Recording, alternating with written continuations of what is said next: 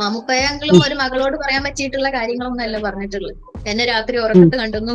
എന്താ ഞാൻ എങ്ങനെയാ പറയാ, നമ്മൾ അത്രയേറെ ഇഷ്ടപ്പെടുന്ന ഒരു വ്യക്തിയാണ് മാമുക്കോയ എന്ന് പറയുന്നത്. പിന്നെ സുധീഷ്, അദ്ദേഹം പറഞ്ഞത് അദ്ദേഹത്തിന്റെ കൂടെ കാറിൽ നമ്മൾ ടൂർ പോകണം. എല്ലാത്തിന്റെ ബേസിക്കലി ലാസ്റ്റ് പറയുമ്പോ എല്ലാം വരുന്നത് ബോഡി തന്നെയാണ്. ഏതൊരു സ്ത്രീയും ലൊക്കേഷനിൽ പോയി കഴിഞ്ഞാൽ ഒരു സിനിമയിൽ മുൻപന്തിയിൽ എത്തണം എന്നുണ്ടെങ്കിൽ പകരത്തിന് പകരമാണ് നമ്മുടെ ശരീരം എന്നുള്ള ഒരു കാര്യം തന്നെയാണ് വരുന്നത്. 2 ലക്ഷമാണ് അമ്മ സംഘടനയിൽ നമ്മൾ പേര് ചേർത്തിട്ട് വരുന്നത്. അപ്പൊ 2 ലക്ഷം ഒന്നും ആവശ്യമില്ല. നമ്മുടെ ശരീരം പകരത്തിന് പകരം നിൽക്കുവാണെങ്കിൽ ക്യാഷ് ആവശ്യമില്ല. ഇടവേള ബാബു എന്നല്ല സിനിമയുടെ അവസാന അക്ഷരം. ഇത് സുരേഷ് ഗോപി സാറിന് വേണ്ടിയിട്ട് ഞാൻ അദ്ദേഹം അഭിനയിക്കാത്ത ആ സമയത്ത് ഇരുന്ന് എഴുതി. ശ്രീനിവാസൻ സാറാണ് എന്നോട് പറഞ്ഞത് ഇരുന്ന് എഴുതിക്കോ എഴുതിക്കോ. സാറായിട്ട് ഞാൻ സംസാരിക്കാറുണ്ടായിരുന്നു. അങ്ങനെ ഞാൻ ഇരുന്ന് എഴുതി. ഇടവേള ബാബു അദ്ദേഹവും ഫോണിലാണ് സംസാരിച്ചത്. പിന്നെ ഷാജിക്കുടിയൻ അങ്കിള് അദ്ദേഹവും ഫോണിലാണ് സംസാരിച്ചത്. ഹേമ കമ്മീഷൻ റിപ്പോർട്ട് വന്നതിനെ തുടർന്ന് നിരവധി പേരാണ് അനുകൂലിച്ചും പ്രതികൂലിച്ചും രംഗത്തെത്തിയിരിക്കുന്നത്. ഇപ്പൊ കോഴിക്കോട് നിന്നും ജുബിതയാണ് നമ്മളോടൊപ്പം ചേരുന്നത്. സിനിമാ മേഖലയിലെ തന്റെ അനുഭവങ്ങൾ ഇപ്പോൾ ഒരു മീഡിയ പുറത്തുവിട്ടിരുന്നു. പിന്നാലെയാണ് ജുബിത മൂവി വേൾഡ് മീഡിയയ്ക്ക് വേണ്ടിയിട്ട് ഒരു ഇന്റർവ്യൂ തരുന്നത്. നമസ്കാരം ജുബിത. ഇന്നലെ ഒരു മീഡിയക്ക് കൊടുത്ത ഒരു ബൈറ്റ് ഞാൻ കണ്ടിരുന്നു. അത് എന്റെ സിനിമയിൽ എനിക്കുണ്ടായിട്ടുള്ള കുറച്ച് അനുഭവങ്ങളാണ്. പിന്നെ ഒത്തിരി പേര് മൂവീസിൽ കയറി കഴിഞ്ഞിട്ടും ആ ഒരു പ്രസക്തിയും ആ എല്ലാ കാര്യങ്ങളും നേടിക്കഴിഞ്ഞതിന് ശേഷമാണ് പിന്നീട് അവര് ഓരോ പ്രശ്നങ്ങൾ പറയുന്നത്. പക്ഷെ ഞാൻ 2018 തന്നെ എന്റെ പോസ്റ്റ് ഞാൻ ഫേസ്ബുക്കിലൂടെ അറിയിച്ചിട്ടുണ്ടായിരുന്നു. 2022 എന്റെ വില്ലേജ് വാർത്തയിൽ ന്യൂസ് വന്നിട്ടുണ്ടായിരുന്നു. അപ്പം ഞാൻ എഴുതിയിട്ടുള്ളൊരു സ്ക്രിപ്റ്റ് ഉണ്ട്. അപ്പം അത് സിനിമയാക്കാൻ വേണ്ടിയിട്ട് 1 കോടി രൂപയോളം വരും. അങ്ങനെ ഞാൻ മമ്മൂക്കയുടെ സിസ്റ്റർ മകന്റെ സിനിമയിൽ അഭിനയിക്കുന്ന സമയത്ത് എനിക്ക് പ്രൊഡ്യൂസർ ഓഫർ വന്നു. അപ്പം അതിൽ അസോസിയേറ്റ് പറഞ്ഞത് നമ്മുടെ ശരീരം എന്നുള്ളൊരു പകരത്തിന് പകരം എന്നുള്ള രീതിയിലായിരുന്നു. അപ്പൊ ഞാനത് റിജക്ട് ചെയ്തു. അപ്പൊ ഒഴിവാക്കിയ ശേഷം പിന്നീട് ഞാൻ അത് ഒത്തിരി അവിടെ എടുത്തു വെച്ചു. പിന്നെ 2022 നൗഷാദ് ആലത്തൂര് അദ്ദേഹം പ്രൊഡ്യൂസ് ചെയ്യാന്ന് പറഞ്ഞു. അങ്ങനെ അദ്ദേഹത്തോട് കഥ പറയുന്നതിന് മുന്നേ അദ്ദേഹം പറഞ്ഞു എന്തെങ്കിലും പ്രോബ്ലംസ് സ്ക്രിപ്റ്റിൽ പ്രോബ്ലം ഉണ്ടെങ്കിൽ നമുക്ക് അത് തിരുത്തിയിട്ട് സിനിമ ചെയ്യാന്ന് പറഞ്ഞു. ഒത്തിരി വലിയ വലിയ ആർട്ടിസ്റ്റ് വരുന്ന ഒരു സ്ക്രിപ്റ്റ് ആയിരുന്നു. അങ്ങനെ ലാസ്റ്റ് അദ്ദേഹം രാത്രി കഥ പറയാൻ വരണം എന്നുള്ള രീതിയിലൊക്കെ വന്നു. പിന്നീട് ആ ഒരു സംസാര രീതിയൊക്കെ മാറി. അപ്പൊ ഞാൻ അതിൽ നിന്ന് പിന്നോട്ട് വെച്ചു. ആ സമയത്താണ് ഞാൻ 2022 ആ ന്യൂസ് വന്നിട്ടുണ്ടായിരുന്നത്. ജുബിത ഇപ്പോ പറയുന്നു ഈ സ്ക്രിപ്റ്റുമായിട്ട് പലരെ സമീപിച്ചു. ജുബിത സിനിമയിൽ വന്നത് അല്ല, സമീപിച്ചിട്ടില്ല. ഞാൻ എന്റെ ഫേസ്ബുക്കിലൂടെ പോസ്റ്റ് ഓരോ ഇതിങ്ങനെ അപ്ലോഡ് ചെയ്തായിരുന്നു. ഓരോ സ്റ്റോറിയുടെ 2ാം ഭാഗം 3ാം ഭാഗം അങ്ങനെയാണ് എന്റെ ഞാൻ അഭിനയിച്ചുകൊണ്ടിരിക്കുമ്പോ അസോസിയേറ്റും ക്യാമറമാനും കണ്ടു. ഒത്തിരി പേര് കണ്ടു. അങ്ങനെ അവർ പറഞ്ഞു സിനിമയാക്കാം, നല്ല സ്ക്രിപ്റ്റ് ആണെന്ന് പറഞ്ഞു. അങ്ങനെയാണ്. അല്ലാതെ സിനിമയുടെ ചാൻസിന് വേണ്ടിയിട്ടൊക്കെ ഞാൻ ചോദിച്ചിട്ടുണ്ട്. അത് മാന്യമല്ലാത്ത രീതി ആയതുകൊണ്ട് ഞാൻ ജോലി ചോദിക്കുന്ന മാന്യമായ കാര്യമാണ്. അത് മാന്യമാണെങ്കിൽ നമുക്ക് അക്സെപ്റ്റ് ചെയ്യാം, അല്ലെങ്കിൽ നമുക്ക് റിജക്ട് ചെയ്യാം. ഓക്കെ ജുബിത എങ്ങനെ സിനിമയിൽ എത്തപ്പെട്ടത്? ജൂനിയർ ആർട്ടിസ്റ്റ് ആയിട്ട് എങ്ങനെയാണ് സിനിമയിൽ ആദ്യം വന്നത്? ഞാനെന്ന് പറഞ്ഞാൽ എനിക്ക് കലാപരമായിട്ട് ഭയങ്കര ഒരു റേസ് ഉള്ള ഒരാളാണ്. ഞാൻ വലിയൊരാളെന്നല്ല, അത്യാവശ്യം പാടും, വരയ്ക്കും, എഴുതും, ഡ്രോയിങ് ചെയ്യുകയൊക്കെ ചെയ്യും. അങ്ങനെ കോഴിക്കോട് സിനിമ ഷൂട്ടിംഗ് ഒക്കെ വരാറുണ്ട്. അങ്ങനെ എനിക്കൊരു ആഗ്രഹം അറിയിച്ചപ്പം അമ്മ പോയിട്ട് അതിനെ അന്വേഷിച്ചു. അപ്പൊ എനിക്ക് ചാൻസ് കിട്ടി. അപ്പം അഭിനയിച്ച് മുന്നോട്ടേക്ക് എത്തണമെന്നുണ്ടെങ്കിൽ അഡ്ജസ്റ്റ്മെന്റ് ആണ്. അത് എനിക്ക് പറ്റൂല എന്ന് തന്നെ തുറന്നു പറഞ്ഞു. അവിടെ തന്നെ തുടങ്ങി പ്രശ്നങ്ങൾ. പിന്നെ ഞാൻ ജോലിക്ക് വേണ്ടി അന്വേഷിക്കാന്ന് പറയില്ല, അതുപോലെ ലൊക്കേഷനിൽ പോയിട്ട് ഞാൻ ചോദിക്കും. അപ്പൊ നല്ല ആളുകളാണെങ്കിൽ നമുക്ക് തരും, ഇല്ലെങ്കിൽ അത് റിജക്ട് ആവും. അങ്ങനെ ഷാജി പട്ടികര സാറിന്റെ പ്രൊഡക്ഷൻ കൺട്രോളർ, കാറ്റും മഴയും ഹരികുമാർ അദ്ദേഹത്തിന്റെ സിനിമ. അങ്ങനെ ആ ലൊക്കേഷനിൽ കണ്ടപ്പോ ഷാജി പട്ടികര സാർ എന്നെ കണ്ടപ്പോൾ പറഞ്ഞു കുട്ടി കൊള്ളാലോ, കുഴപ്പമില്ലല്ലോ, സിനിമ ചെയ്തൂടെന്ന് ചോദിച്ചു. അപ്പൊ ഞാൻ പറഞ്ഞ ആരെങ്കിലും എനിക്ക് ചാൻസ് തരണ്ടേന്ന് ചോദിച്ചു. തന്നാലല്ലേ അഭിനയിക്കാൻ പറ്റുക. അങ്ങനെ സാറ് തന്നിട്ടുള്ള അങ്ങനെ ഞാൻ അത് ഒഴിവാക്കി. പിന്നെ ഞാന് ഷാജി പട്ടികര സാറെ വിളിച്ചു, കാര്യങ്ങൾ പറഞ്ഞു. അപ്പൊ എനിക്ക് ഒത്തിരി വിഷമം ഉണ്ടായ ഒരു കാര്യം അത്. അദ്ദേഹം ഇപ്പം മരിച്ചു. അപ്പം പിറ്റേന്ന് ഞാൻ ലൊക്കേഷനിൽ ചെല്ലുമ്പോൾ അതിനെ കുറിച്ച് ആരൊന്നും പറയുകയൊന്നും ചെയ്തിട്ടില്ല. ഞാൻ ആ സിനിമ അഭിനയിച്ചു, തിരിച്ചു വീട്ടിലേക്ക് പോയി. അതിൽ തന്നെയുള്ളതാണ് സുധീഷ്, മാമുക്കോയ അങ്കിളും ഒരു മകളോട് പറയാൻ പറ്റിയിട്ടുള്ള കാര്യങ്ങളൊന്നല്ല പറഞ്ഞിട്ടുള്ളത്. അപ്പൊ അതോടുകൂടി ഞാൻ അതവിടെ നിർത്തേണ്ടായിരുന്നു. എന്നെ രാത്രി ഉറക്കത്ത് കണ്ടെന്നു.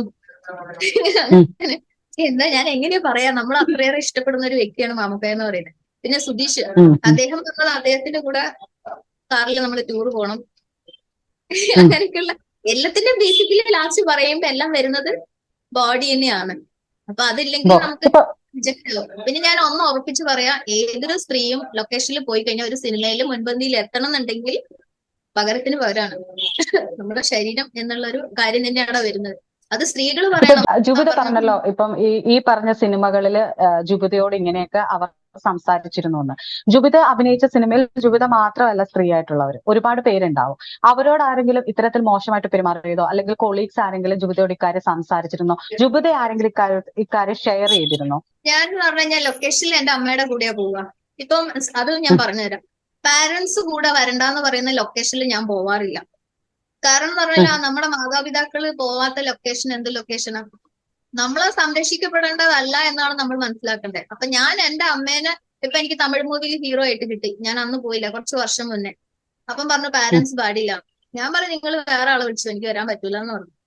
അങ്ങനെ പറയണം, കാരണം അച്ഛനും അമ്മയും അവിടെ ഇല്ലെങ്കിൽ അവിടെ എന്താ നടക്കുക നമുക്ക് ഒരാൾ ചിന്തിച്ചാൽ അറിയാവുന്നതാണ്. ഇപ്പൊ ഏതൊരു സിനിമയിലും നമ്മൾ അഭിനയിക്കാൻ പോയി കഴിഞ്ഞാല് നമുക്കറിയാം അവരിങ്ങോട്ട് പറഞ്ഞാൽ ശരിയല്ലെങ്കിൽ നമുക്ക് അവിടെ അവരോ തല്ലുകൂടേണ്ട ആവശ്യമില്ല, ഒന്നുമില്ല. നല്ല പോലെ പിരിഞ്ഞ് നമുക്ക് വീട്ടിലേക്ക് പോവാം. പിന്നെ നമ്മളെല്ലാം അഭിനയിച്ച് പ്രസക്തി നേടി കുറെ കഴിഞ്ഞ് സിനിമയല്ല അല്ലെങ്കിൽ സിനിമയുടെ എന്തോ ആവട്ടെ പിന്നീട് അവരെ കുറ്റപ്പെടുത്തുന്നതിൽ ഒരു കാര്യമില്ല. നമ്മൾ ചങ്കുറ്റത്തോടെ നട്ടലോട് പറയണം എനിക്ക് പറ്റൂല എന്ന്. സ്ത്രീകൾ അതിനെ സപ്പോർട്ട് ചെയ്യുന്നോണ്ടാണ് സിനിമയിൽ അത് വളർന്നു വരുന്നത്. ഞാൻ പുരുഷന്മാരെ കുറ്റം പറയില്ല, ഞാൻ ഒരു സ്ത്രീയാണ്. സ്ത്രീ ആയതുകൊണ്ട് തന്നെ പറയണേ, സ്ത്രീ ആദ്യം പറയണേ എനിക്ക് പറ്റൂല എന്ന്. ആ പറയാത്ത പക്ഷമാണ് ഇത് നടന്നുകൊണ്ടിരിക്കുന്നത്. എന്നെ പോലെയുള്ള ഒരു കലാകാരി എന്തുകൊണ്ട് വളർന്നു വരുന്നില്ല? 100 കോടിയിൽ വരുന്ന എന്റെ സ്ക്രിപ്റ്റ് സിനിമയാവാൻ പോയ ആ നിമിഷം എന്തുകൊണ്ട് സിനിമ ആയില്ല? കാരണമൊക്കെ ഇത് തന്നെ. എനിക്ക് ഒരുപാട് വിഷമങ്ങളുണ്ട്. ഇപ്പൊ ഞാനൊന്നും വേണ്ടെന്ന് വിചാരിച്ചു. സംഘടന മൊത്തം ഇളകിയിട്ട് പറയുന്നു പേര് പറയുന്നില്ല. അപ്പൊ ഞാൻ പേര് വ്യക്തമാക്കി. 1,50,000 എന്റെ അടുത്ത് 1,50,000 രൂപയായിരുന്നു ഞങ്ങൾ വീടിന്റെ കാര്യത്തിന് വളരെ സ്വരൂപിച്ചുണ്ടാക്കി വെച്ചു. അപ്പൊ 2 ലക്ഷമാണ് അമ്മ സംഘടനയിൽ നമ്മൾ പേര് ചേർത്തിട്ട് വരുന്നത്. അപ്പൊ 2 ലക്ഷം ഒന്നും ആവശ്യമില്ല. നമ്മുടെ ശരീരം ഒരു പകരത്തിന് പകരം നിൽക്കുവാണെങ്കിൽ ക്യാഷ് ആവശ്യമില്ല. ചെറിയ വേഷങ്ങളൊക്കെ കിട്ടൂലേ? ആഗ്രഹങ്ങൾ പരിധിയില്ലേ? അപ്പൊ നമ്മൾ ബോഡി ദാനം ചെയ്യണമെങ്കിൽ നമുക്ക് ആഗ്രഹങ്ങൾ പരിധിയില്ലാതെ മുന്നോട്ട് പോകാമെന്നല്ലേ മനസ്സിലാക്കണ്ടേ? അപ്പൊ ഞാൻ അദ്ദേഹത്തോട് ലാസ്റ്റ് ഒരു കാര്യം പറഞ്ഞു. ഇടവേള ബാബു എന്നല്ല സിനിമയുടെ അവസാന അക്ഷരം. അതൊക്കെ പറയാൻ കാരണം എന്താ വെച്ച് കഴിഞ്ഞാല് അതിനും വേറെ ആൾക്കാരുണ്ടാവും. നമുക്ക് ആഗ്രഹമുള്ളവർക്ക് ചിന്തിക്കാം, നമുക്ക് ചിന്തിച്ചിട്ട് വേണ്ടിട്ട് പോവാ, അന്വേഷിക്കുക, ജോലി കിട്ടുമെന്ന് നോക്കാം. എന്നാൽ ജോലി തന്നെയാണ്. മാന്യമായ എത്രയോ ജോലി ഉണ്ട്, നമുക്ക് ജോലി ചെയ്ത് ജീവിക്കാം. അതിന്റെ കൂടെ സ്ക്രിപ്റ്റ് നോക്കാം. ഞാൻ ജോലി കഴിഞ്ഞിരുന്ന് രാത്രിക്കാണ് സ്ക്രിപ്റ്റ് എഴുതി ഉണ്ടാക്കിയിട്ടുള്ളത്. ജുബിത ഒരു കാര്യം കൂടെ, ജുബിത തന്നെ പറഞ്ഞു സ്ത്രീകള് എന്താ പറയാ ഒരു സിനിമയിൽ അഭിനയിച്ചു അവർ പ്രശസ്തിയിലെത്തിയതിനു ശേഷം പിന്നീട് ഇത് പറയുന്നു എന്ന് പറഞ്ഞു. നമ്മൾ ഒരു കാര്യം, അതായത് സിനിമയിൽ അഭിനയിക്കുമ്പോൾ ഇങ്ങനെയൊക്കെ ഉണ്ടാകുമെന്ന് ജുബിതയാണ് ഇപ്പൊ പറയുന്നത്. സിനിമാ മേഖലയുമായി ബന്ധപ്പെട്ട് ഇത്തരം കാര്യങ്ങൾ നടക്കുന്നുണ്ടെന്ന് പറയുന്നുണ്ട്. ഈ സ്ത്രീകൾക്ക് ചിലവർക്ക് സാഹചര്യം, അതായത് നമ്മൾ അറിയില്ല, മാനിപ്പുലേറ്റഡ് സിറ്റുവേഷൻ എന്ന് പറയാം അതിനെ. അതായത് നമ്മൾക്ക് അവര് എന്താ പറയാ എല്ലാം രക്ഷകരായി എത്തി നമ്മളെ കുറച്ച് ഇതാക്കി ലാസ്റ്റ് നിമിഷം അവർക്കത് വേണം എന്നുള്ള തരത്തിൽ നമ്മളെ കൊണ്ട് എത്തിച്ചിട്ട് അവർക്ക് ആ സാഹചര്യത്തിൽ നിന്ന് ഒളിച്ചോടി പോകാൻ പറ്റാത്ത മാനിപ്പുലേറ്റഡ് സിറ്റുവേഷൻ എല്ലാ മേഖലയിലും ഉണ്ട്. അത് സിനിമാ മേഖലയിലും ഉണ്ട്. അങ്ങനെയുള്ള സ്ത്രീകൾ തുറന്നു പറയുന്നത് തെറ്റാണെന്നാണോ പറയുന്നത്? ഞാന് ഇതിനെ കുറിച്ച് വലിയ പ്രഗത്ഭരായ ഒരു വ്യക്തിയൊന്നും അല്ല. എനിക്ക് എന്റെ വ്യക്തിത്വം, എന്റെ കാര്യങ്ങൾ എനിക്ക് പറയാൻ പറ്റും. അതിൽ ഞാൻ മനസ്സിലാക്കിയത് ഒരു സിറ്റുവേഷൻ ഇതിന്റെ ആവശ്യമില്ല. ഞാനിപ്പോ മാഡം ഒരു പുരുഷനാന്ന് വിചാരിക്കാം. സാർ എന്റെ അടുത്ത് എന്തെങ്കിലും പറയും, അത് എനിക്ക് തെറ്റാന്ന് തോന്നിയാൽ ഞാൻ അപ്പൊ അത് ക്ലോസ് ചെയ്യണം. അതിന് വേറെ മറ്റൊരു മുഖത്ത് മറ്റൊരു ഒരു സൊല്യൂഷനോ അല്ലെങ്കിൽ മറ്റെന്തെങ്കിലും കണ്ടെത്തേണ്ട ആവശ്യമില്ല. എന്നോട് തെറ്റായിട്ട് പറഞ്ഞാൽ ഞാൻ അപ്പം ക്ലോസ് ചെയ്തിരിക്കണം. അല്ലാതെ എനിക്ക് സിനിമ കിട്ടണം, പ്രസക്തി കിട്ടണം എന്ന് പറഞ്ഞിട്ട് ഞാൻ അവരോട് ചിരിച്ച് സംസാരിക്കുകയും അവർ വിളിക്കുന്നിടത്ത് പോവുകയും കോഫി കുടിക്കുകയും എക്സെട്ര ഇതൊക്കെ ചെയ്ത് കഴിഞ്ഞിട്ട് എന്താ കാര്യമുള്ളത്? നട്ടലോട് കൂടി അപ്പം പറയണ എനിക്ക് പറ്റൂല എന്ന്. ഞാൻ അതിനെ പറഞ്ഞിട്ടുള്ളൂ. എനിക്ക് ഒരാളെ സർട്ടിഫിക്കറ്റോ ഒന്നും ആവശ്യമില്ല. ഞാൻ അധ്വാനിക്കുന്നു, ജീവിക്കുന്നു. എന്റെ അമ്മ എന്നെ നോക്കുന്നു, ഞാൻ ജീവിക്കുന്നു. ഇപ്പം എന്റെ ഒരാള് തെറ്റായ ഒരു നോട്ടം നോക്കിയാൽ, എന്റെ ഫേസിലേക്ക് നോക്കിയാൽ, എന്റെ ബോഡിയിലേക്ക് നോക്കിയാൽ, അദ്ദേഹത്തിന്റെ കണ്ണിൽ നിന്നും മുഖത്ത് നിന്നും ശരീരത്തിൽ നിന്നും നമുക്ക് വായിച്ചെടുക്കാം. ഒരു പെണ്ണായി ജനിച്ച ഒരു പെണ്ണിന് അത് മനസ്സിലാക്കാനുള്ള കഴിവുണ്ട്. ഇതല്ലാതെ ഇതിന് ചോദ്യങ്ങൾക്ക് ഒരു ഉത്തരം എനിക്ക് പറയാനില്ല. ഓക്കെ ജുബിത ഇപ്പൊ ഓൾറെഡി ഈ പറഞ്ഞ വ്യക്തികളല്ലാണ്ട് വേറെ ആരെങ്കിലും നിന്ന് ഇത്തരം മോശപ്പെട്ട അനുഭവങ്ങൾ, ഇപ്പൊ കോഴിക്കോട് മാത്രമാണോ സിനിമ ഷൂട്ടിംഗ് ഉണ്ടായത്? എറണാകുളത്തുണ്ടായിരുന്നോ? എവിടെയെങ്കിലും വെച്ച് വേറെ അനുഭവം ഉണ്ടായിട്ടുണ്ട്? എന്തൊക്കെയാണ് എടുത്തു പറയേണ്ടത്? നമ്മളെ മലയാളീസ് അല്ല, തമിഴ് മൂവിയുടെ ഒരു ജൂനിയർ ആർട്ടിസ്റ്റ് ആയിട്ട് പോയിട്ടുണ്ടായിരുന്നു. നമ്മളെ മലയാളി കരേനേക്കാളും ഭയങ്കര റെസ്പെക്ട് ഉള്ള ഒരാൾക്കാരാണ് തമിഴ് മൂവിയിൽ വർക്ക് ചെയ്യുന്നത്. മലയാളത്തിൽ ഇല്ല എന്നല്ല, എന്നാലും കുറച്ച് നെഗ്ലേറ്റീവ് ആയ ആൾക്കാരൊക്കെ ഉണ്ട്. എന്നാലും ഒത്തിരി എല്ലാവരും തെറ്റുകാരാന്ന് ഞാൻ പറയുന്നില്ല. ഇപ്പോഴും ഞാൻ പറയുന്നു, ഞാൻ എന്താണോ അതാണ് എനിക്ക് കിട്ടുന്ന ബെനിഫിറ്റ്. സോ ഞാൻ തെറ്റ് ചെയ്തിട്ടുണ്ടെങ്കിൽ എനിക്ക് പേടിക്കേണ്ടേ ഉള്ളൂ. ഞാൻ തുടക്കം നോ പറഞ്ഞിരുന്നെങ്കിൽ ഒന്നിലും ആവില്ല. എനിക്കിപ്പോ എത്ര മൂവീസ് വന്നു, എനിക്ക് അതിൽ ചെയ്യാം. 100 കോടി ക്ലബിൽ എന്റെ സിനിമ ചെയ്യാം. ഞാനത് എനിക്ക് പ്രശസ്തി മണോ വേണ്ട, ഞാൻ അതുകൊണ്ട് ഒഴിവാക്കി. എന്തുകൊണ്ടാ? അവരെ സംസ്കാരവും നോട്ടവും ഒന്നും ശരിയില്ല. അവരെ ആവശ്യങ്ങൾ എന്താണെന്ന് നമുക്ക് മനസ്സിലായി. അതിനേക്കാളും അന്തസ്സല്ലേ നമ്മൾ സാധാരണ ജോലി ചെയ്ത് ജീവിക്കുന്നത്. നമുക്ക് ഏറ്റവും വലിയ സമ്പത്ത് എന്ന് പറയുന്നത് നമ്മളെ ശരീരശുദ്ധി മനഃശുദ്ധി തന്നെയാണ്. 100 കോടി ക്ലബിൽ പോകാൻ തക്കതായിട്ടുള്ള ഒരു സ്ക്രിപ്റ്റ് എഴുതി വെച്ചിട്ടുണ്ടെന്ന് പറഞ്ഞു. ഇതുമായിട്ട് സ്ക്രിപ്റ്റ് എഴുതിയിട്ടുണ്ട്. 4 ഒരുപാട് സ്ക്രിപ്റ്റ്. Script okay. എഴുതിയിട്ടുണ്ട്. സുരേഷ് ഗോപി സാറിന് വേണ്ടിയിട്ട് ഞാൻ അദ്ദേഹം അഭിനയിക്കാത്ത ആ സമയത്ത് ഇരുന്ന് എഴുതി. ശ്രീനിവാസൻ സാറാണ് എന്നോട് പറഞ്ഞത് ഇരുന്ന് എഴുതിക്കോ എഴുതിക്കോ. സാറായിട്ട് ഞാൻ സംസാരിക്കാറുണ്ടായിരുന്നു. അങ്ങനെ ഞാൻ ഇരുന്ന് എഴുതി എഴുതി എനിക്ക് അങ്ങനെ എത്ര പേജ് വരുന്നൊന്നും അറിയില്ല. ഏകദേശം ഒരു 100 പേജിന്റെ അടുത്ത് എത്തി. അപ്പൊ ഞാൻ PK രാധാകൃഷ്ണൻ സാറുണ്ട്, ഞാൻ തീരുമാനം മൂവിയുടെ ഡയറക്ടർ. എന്ന് വെച്ചാൽ നമ്മളെ പഴയ സിനിമ ചന്ദനം പാതിജാരി ആ പാട്ടിന്റെ ഡയറക്ടർ. അപ്പൊ അദ്ദേഹം പറഞ്ഞ ഏകദേശം 100 പേജ് വരും. അപ്പൊ എനിക്ക് നമ്മളെ അറിവ് ആ ഗുരുവിനോട് ചോദിച്ച് ഞാൻ മനസ്സിലാക്കി. അപ്പൊ ഞാൻ എഴുതി വന്നപ്പോഴും അത് 100 പേജ് കറക്റ്റ് ആയിരുന്നു. വേറെ ആരെങ്കിലും അപ്രോച്ച് ചെയ്തിരുന്നോ ഈ സ്ക്രിപ്റ്റുമായിട്ട്? ഇപ്പൊ കുറച്ച് സ്ക്രിപ്റ്റ് ഉണ്ടല്ലോ, ഈ ഒരു അനുഭവങ്ങൾ ഉണ്ടായപ്പോ അതിൽ നിന്ന് പിന്മാറുവാണോ, പിന്നെയും അപ്രോച്ച് ചെയ്തിരുന്നോ? അപ്പം ഓൾറെഡി ഒരാൾക്ക് ഒരു മറുപടി കൊടുത്തിരുന്നല്ലോ. സ്റ്റോറി ഞാൻ ഷൂട്ടിങ് അഭിനയിച്ചുകൊണ്ടിരിക്കുന്ന സമയത്ത് ഞാൻ ഈവനിങ്ങിൽ വന്നു കഴിഞ്ഞാലൊക്കെ അങ്ങനെ അപ്ലോഡ് ചെയ്യായിരുന്നു. അപ്പോഴാണ് ക്യാമറമാനും അസോസിയേറ്റ് ഒക്കെ കാണുന്നതും അസോസിയേറ്റ് എനിക്ക് പ്രൊഡ്യൂസർ തരാന്ന് പറയുന്നതും ഈ പകരത്തിന് പകരം എന്റെ ഒരു ഭാഷ ഇപ്പൊ അതാ. ഇപ്പൊ നമ്മൾ ലൈവ് കാണുന്നില്ലേ, അമ്മ എന്ന സംഘടനയ്ക്ക് എന്ത് പേരിടണം, ഞാൻ അതിൽ കമന്റ് ചെയ്തു പകരത്തിന് പകരം. അല്ലാതെ ഒന്നും നടക്കൂല. നമ്മളിപ്പോ ഒരു ലൊക്കേഷനിൽ പോയിട്ട് ഒരു ഉച്ചയാവുന്ന സമയത്ത് തന്നെ അവർ പറയേണ്ടത് പറഞ്ഞു കഴിഞ്ഞിട്ടുണ്ടാവും. നമുക്ക് പറ്റില്ലേ, നമ്മൾ നേരെ വീട്ടിലേക്ക് പോവാം. അത്രേ ഉള്ളൂ. അല്ലാതെ അവിടെ നിന്ന് അവരെ താങ്ങി നിൽക്കേണ്ട ഒരാവശ്യമില്ല. അതുകൊണ്ടാണ് ഈ പ്രശ്നങ്ങൾ വരുന്നത്.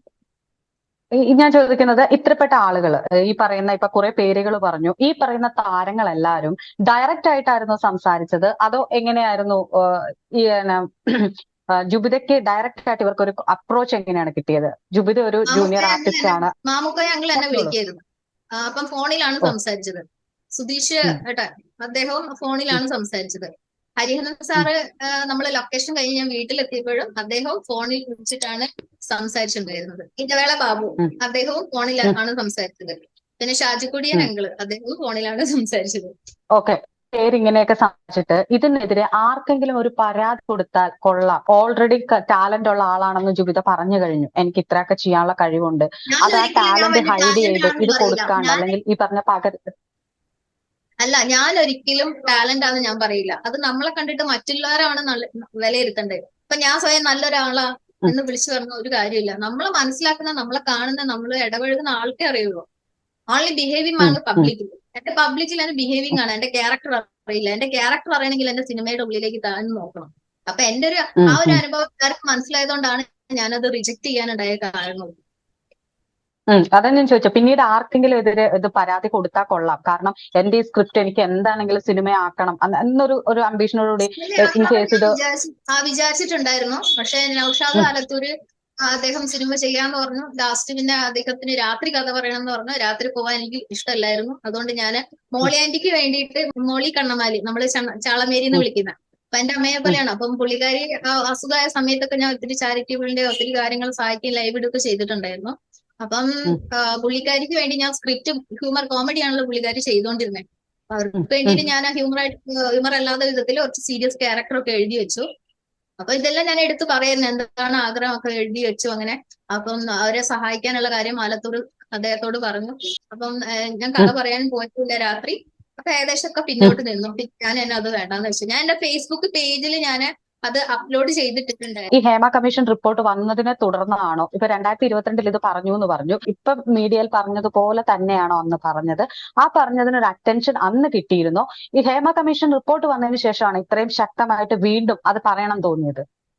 അല്ല, ഞാൻ അന്നും ഇന്നും ശക്തമായിട്ട് തന്നെയാ. എനിക്ക് ഇന്നും ഒരു വാക്ക് ഒരു പ്രവൃത്തി തന്നെയുള്ള അന്നുള്ളത് തന്നെയാ. പിന്നെ ഇന്നിപ്പോ എല്ലാവരും പേര് പറയാൻ മടിച്ചിരിക്കുന്നുണ്ട്. അതുകൊണ്ട് ആ പേരങ്ങ് ഞാൻ ഉൾപ്പെടുത്തി, അത്രേ ഉള്ളൂ. യാതൊരു പേടിയുണ്ടോ? എനിക്ക് ഒരു പേടിയില്ല. ഞാൻ ഒരാളടുത്തും നട്ടല് വളച്ചിട്ടില്ല. എനിക്ക് ആരടുത്തും പേടിയില്ല. ഞാൻ സത്യസന്ധമായിട്ടുള്ള എന്റെ ജെന്യുവിനായ കാര്യം, എന്റെ വിഷമങ്ങളാണ് പറഞ്ഞത്. 2018 to 24 ഈ ടൈം വരെ ഞാൻ എന്റെ ഫ്രണ്ട്സിനൊക്കെ അറിയാം. കുറെയൊക്കെ പോസ്റ്റ് ഞാൻ ഡിലീറ്റ്, അവരൊന്നും മറന്നു കാണില്ല. അപ്പം ഞാൻ അന്ന് മുതലേ പറയുന്നുണ്ട്. ഇന്നിപ്പം പേര് വ്യക്താക്കിയെന്നുള്ളൂ. ഇപ്പൊ ഇന്നലെ ഞാൻ ചില ന്യൂസിൽ കണ്ടു, പേര് വ്യക്താക്കുന്നില്ല, അവർ ഇനിയുള്ള നിലനിൽപ്പ് പോകുന്നു. അങ്ങനെ ചിന്തിക്കുന്നതുകൊണ്ട് തന്നെയല്ലേ ഒന്നും നടക്കാത്തത്. ഇപ്പൊ ഈ തുറന്നു പറഞ്ഞത് കൊണ്ട് എന്തെങ്കിലും നടക്കുമെന്ന് ജുബിത കരുതുന്നുണ്ടോ? എനിക്കിപ്പം എന്താ പറയാ, ഇപ്പം എനിക്ക് കിട്ടിയിട്ടില്ലെങ്കിലും ഇനി വരുന്നവർക്കെങ്കിലും കിട്ടണം എന്ന് ആഗ്രഹിക്കുന്നുണ്ട്. പിന്നെ മാന്യമായ രീതിയിൽ എന്റെ സിനിമ, എന്റെ സ്ക്രിപ്റ്റ് സിനിമയാക്കാനോ എന്നെ അഭിനയിക്കാനോ വിളിച്ചോ, മാന്യമായിട്ടാണെങ്കിൽ വിളിച്ചോളൂ, ഞാൻ എന്തായാലും അവിടെ വന്നു. അല്ലാതെ ഒരു അഡ്ജസ്റ്റ്മെന്റ് കാര്യമാണെങ്കിൽ ആരും എന്നെ വിളിക്കേണ്ട, എനിക്കൊരു താല്പര്യമില്ല. എന്റെ സ്ക്രിപ്റ്റ് ഞാനാണ്, എന്റെ കലാപരമായ കാര്യങ്ങളും എന്റെ സ്ക്രിപ്റ്റ് എന്നോട് മണ്ണടിഞ്ഞു പോവുകയാണെങ്കിൽ എനിക്ക് ഒരു പരാതിയില്ല. അതിനേക്കാൾ അഭിമാനം എന്റെ ശരീരമാണെന്ന് ഞാൻ വിശ്വസിക്കുന്നു. അത്രേ ഉള്ളൂ. ഇപ്പൊ ജുബിത പറയുന്ന പോലെ സ്ത്രീകൾക്ക് മാത്രമാണോ ഇത്തരം മേഖലയിൽ നിന്ന് ഇങ്ങനെ ഒരു അനുഭവം ഉണ്ടാവുക? പുരുഷന്മാരെ ഭാഗം എന്ന് പറഞ്ഞാല് അവര് ക്യാഷ് കൊടുക്കണം എന്നുള്ള കാര്യം കേട്ടിട്ടുണ്ട്. ഒന്നിക്കലും അവര്, അതിനെപ്പറ്റി എനിക്ക് ക്ലിയർ ആയിട്ടുള്ള ഒന്നും അറിയില്ല കേട്ടോ. ക്ലിയർ ആയിട്ട് അറിയാത്ത കാര്യം നമ്മൾ പറയാതിരിക്കുന്ന നല്ലത് എന്നാണ് എനിക്ക് തോന്നുന്നത്. എങ്ങനെയാ അറിയാത്ത കാര്യങ്ങൾ പറയാതിരിക്കുക. ഏകദേശം 6 വർഷം താൻ അനുഭവിച്ച വേദന ഇപ്പം ഈ ഹേമ കമ്മീഷൻ റിപ്പോർട്ട് വന്നപ്പോ പുറത്തു പറയാൻ സാധിച്ചതിൽ ഒരു സന്തോഷമുണ്ട്. സന്തോഷം എന്ന് പറയാൻ എന്നെ അറിയുന്ന എല്ലാവർക്കും എന്നെ അറിയാം. ഇപ്പം 2022 മാഡം എന്റെ കമന്റ്സ് എടുത്ത് നോക്കിയാൽ അറിയാം. ഇന്നലെ രാത്രി ന്യൂസ് കേരള 18 ഞാനിപ്പം 6 ലക്ഷത്തിന്റെ മുകളിൽ ഇങ്ങനെ കടന്നു പോകുന്നു, കമന്റ്സുകൾ വരുന്നു. അപ്പൊ ആ കമന്റ്സ് വായിക്കുമ്പം എനിക്ക് കിട്ടുന്ന ലേഡി സൂപ്പർ സ്റ്റാർ എന്ന് ഒരാള് പറയുന്നുണ്ട്. അത് വലിയൊരു അംഗീകാരമാണ്. എന്താ പറയാന്ന് എനിക്ക് അറിയില്ല. എനിക്ക് തോന്നുന്നു എന്റെ കണ്ണിൽ വെള്ളം വരാതെ ഒരു ഇന്റർവ്യൂ ഇത് ആദ്യമായിട്ടാണ്. അതെ, ഞാൻ കണ്ടിരുന്നു. ആ ഇന്റർവ്യൂവിൽ കുറച്ച് ഇമോഷണൽ ആയിട്ടായിരുന്നു സംസാരിച്ചിരുന്നത്, ഞാൻ കണ്ടിരുന്നു. കാരണം നമ്മള് വന്നു പോയ വഴികൾ നമുക്ക് ഓർക്കുമ്പം ഒരു മേക്കപ്പ്, നമ്മൾ ഒരാൾ വിളിക്കുക സിനിമയിലേക്ക്, നമ്മളല്ല ആഗ്രഹത്തോട് ചോദിക്കും, മേക്കപ്പ് ഇടും, ഡ്രസ് ഇടും, എന്നിട്ട് ലാസ്റ്റ് അവരിങ്ങനെ പറയും. അപ്പൊ ഞാൻ അത് ഊരി കൊടുക്കും, എന്റെ അമ്മയുടെ കൈ പിടിച്ച് ചെറിഞ്ഞു വരും. ആ ഒക്കെ ഓരോ ഒരു സാഹചര്യം എന്ന് പറയുന്നത്. ചോറുണ്ണാൻ വിളിച്ചിട്ട് നമ്മൾ ഭക്ഷണം ഇല്ലാതെ ചോറ് കഴിക്കുമ്പോ നിനക്ക് ചോറ് തരാൻ പറ്റൂല, വായിന്റെ ഇവിടെ വരെ എത്തിയിട്ടുണ്ടാവും. ചോറില്ല എന്ന് പറയുന്ന ഒരു അവസ്ഥ ഉണ്ടല്ലോ. പട്ടിണി കിടന്നവർക്ക് ആ വിശപ്പിന്റെ ഒരു വറ്റിന്റെ വില അറിയും. അതുപോലെ ഒരു കലാകാരി ആത്മാർത്ഥമായിട്ട് മുന്നോട്ട് പോകുമ്പോ എവിടെ എത്തൂല. കൂടുതൽ പറഞ്ഞാൽ ഞാൻ കരയും. ശരി, കരയൊന്നും വേണ്ട. ഏതായാലും ഈ പറഞ്ഞ ഇത്രയും തുറന്നു പറയാൻ, പേര് പറയാനും ഒക്കെ ഉള്ള ഇപ്പൊ തനിക്ക് പറ്റിയ ഒരു കാര്യം ഇനി ആർക്കും പറ്റാതിരിക്കട്ടെ എന്നുള്ള ഒരു മുൻകരുതൽ ജുബിത എടുത്തിട്ടുണ്ട്. അതുപോലെ തന്നെ ഞാൻ പറയില്ല, ഈ സിനിമ മുന്നോട്ടുള്ള കാലം അത് അങ്ങനെ തന്നെ ആയിരിക്കും. കാരണം ഇപ്പോഴും പേര് പറയാൻ മടി തന്നെയാണ് എല്ലാവർക്കും, നിലനിൽപ്പ് പോകുന്നത്. നമ്മള് ഇപ്പൊ ഞാനൊരു ആർട്ടിസ്റ്റ് ആണോ എന്ന് പലർക്കും അറിയില്ല. ചിലപ്പോ എന്റെ പേജ് ഞാൻ പറയില്ല ഒരു നടിയായിട്ടുണ്ട് എങ്ങനെ ചെയ്തു, ഞാൻ ഒരാളോടും പറയാറില്ല. ഞാൻ എന്റേതായ ഒരു സൈഡിൽ കൂടി അങ്ങ് പോകും. അത് നമ്മളെ പ്രേക്ഷകരാവേണ്ടേ, നമ്മൾ കണ്ടിട്ടാവും. ഈ ഹേമ കമ്മീഷൻ റിപ്പോർട്ട് കുറെ ആളുകളിൽ നിന്ന് മൊഴി എടുത്തിട്ടുണ്ട്. ജുബിതയുടെ അടുത്ത് എപ്പോഴെങ്കിലും എത്തിയിരുന്നോ എന്തെങ്കിലും? ഞാൻ അന്ന് ന്യൂസ് വന്നപ്പം കുറെ ന്യൂസുകാർ വരുന്നു, വലിയ അഭിനന്ദനങ്ങളും കാര്യങ്ങളൊക്കെ വന്നു. ഞാനത് വലിയ ആഹ്ലാദത്തോടു കൂടി പോസ്റ്റ് ചെയ്തു. ഇപ്പൊ ആ ആഹ്ലാദമൊന്നും എന്റെ മനസ്സിലില്ല. നമുക്ക് ഒരിക്കലും ആ ഒരു ആഹ്ലാദം ഉണ്ടാവില്ല. അത് മരിച്ചു കഴിഞ്ഞാൽ ഒന്നും മരിച്ചതാണ്. ഞാൻ ആരിൽ നിന്നും ഒന്നും പ്രതീക്ഷിക്കുന്നില്ല. പക്ഷെ ഇത് എനിക്കും മറ്റുള്ളവർക്കും എല്ലാവരും പ്രചോദനമാവണം. അത് മാതാപിതാക്കളായാലും മക്കളെ എവിടെയെങ്കിലും ഒരു സിനിമ ആർട്ടിസ്റ്റോ അല്ലെങ്കിൽ പാട്ട് മേഖലയാണെങ്കിലും അഡ്ജസ്റ്റ്മെന്റ് തന്നെയാണ്. ഞാൻ അതും വേണ്ടെന്ന് വെച്ചു. ഏത് മേഖലയിലും ഉണ്ട്. ഇപ്പൊ നമ്മൾ സിനിമ മാത്രം സിനിമാക്കാർ അങ്ങനെയാന്ന് പറയേണ്ട ആവശ്യമില്ല. നമ്മുടെ സാധാരണ ഏത് ജോലിയിലും അഡ്ജസ്റ്റ്മെന്റും കാര്യങ്ങളും ഉണ്ട്. അത് സ്ത്രീ വേണ്ട എന്ന് പറയുന്നിടത്തിലാണ് എല്ലാം. അത്രയും പറയാനുള്ള. ഏത് മേഖലയിലും നമ്മൾ സ്വയം വിചാരിക്കണം. അല്ലാതെ വെറുതെ ഇവരെ കുറ്റപ്പെടുത്തിയിട്ട് കാര്യമില്ല. തിന്നിട്ട് എല്ലിന്റെ ഉള്ളിൽ കുടുങ്ങിയിട്ടോ അല്ലെങ്കിൽ എല്ലാം കിട്ടിയിട്ട് നന്ദികേട് കാണിക്കാന്നൊക്കെ എന്റെ ഒരു ഭാഷയിൽ എനിക്ക്, എന്റെ വിവേകത്തിൽ എനിക്ക് പറയാൻ പറ്റുള്ളൂ. അല്ലെ നമ്മൾ തുടക്കം പറയണം, ഓടാ എന്ന് പറയണം. ഓക്കെ, ഏതായാലും ജുബിതയുടെ വരാനിരിക്കുന്ന 4 സ്ക്രിപ്റ്റ് അല്ലെങ്കിൽ എഴുതി വെച്ചിരിക്കുന്ന 4 സ്ക്രിപ്റ്റുകൾ ഇനിയും എഴുതാനിരിക്കുന്ന ഒത്തിരി സ്ക്രിപ്റ്റ് ഉണ്ട്. അതിൽ എന്റെ ഫേസ്ബുക്കിൽ തന്നെ കുറച്ച് സുഹൃത്തുക്കൾക്ക് ഞാൻ വേഷം കൊടുക്കാന്ന് പറഞ്ഞിട്ടുണ്ട്. എന്റെ ഒരു സിനിമ നടക്കുകയാണെങ്കിൽ ഒരു സ്ത്രീയുടെയോ ഒരു പുരുഷന്റെയോ ഒരു ക്യാഷോ അല്ലെങ്കിൽ ഒരു മാനത്തിനോ വില പറയില്ല. അപ്പൊ എടുത്ത് പുറത്തിടും. മാന്യമായിട്ടുള്ള ഒരാളുണ്ടെങ്കിൽ ഞാൻ മുന്നോട്ട് വരും, ഇല്ലെങ്കിൽ എനിക്ക് വിധിച്ചിട്ടില്ല എന്ന് വിചാരിക്കും. അന്ന് ഹരികുമാർ സാർ പറഞ്ഞു നിന്റെ സിനിമ ഞാൻ കട്ട് ചെയ്യും. ഞാൻ പറഞ്ഞു കട്ട് ചെയ്തു, എനിക്ക് വിധിച്ചിട്ടില്ലാന്ന് വിചാരിക്കും. ആ വാക്കിനെ എനിക്കൊന്നും പറയാനുള്ളൂ. എന്തായാലും ജുബിത നമ്മളോട് സംസാരിച്ചതിന് വളരെയധികം നന്ദി. സ്ക്രിപ്റ്റുമായിട്ട് മുന്നോട്ട് തന്നെ പോവുക. ലൈഫ് പോരാടാനുള്ളതാണ്. Thank U.